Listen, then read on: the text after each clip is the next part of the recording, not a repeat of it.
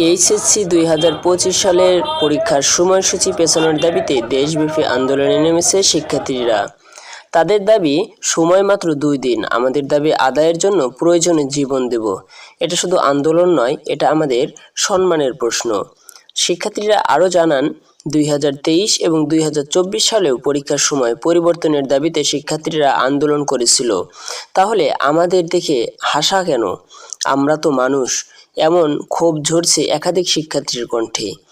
2024 সালে জুলাইয়ের অনুষ্ঠিত জুলাই বিপ্লব এবং সেই সময় দেশে চলমান বন্যা ও ত্রাণ কার্যক্রমে শিক্ষার্থীদের সক্রিয় অংশগ্রহণের কথা উল্লেখ করা হয়েছে। দেশ ও মানুষের জন্য কাজ করতে গিয়ে আমাদের পড়াশোনায় অনেক সময় নষ্ট হয়েছে। এজন্য আমরা চাই পরীক্ষার সময়সীমা কিছুটা পিছানো হোক।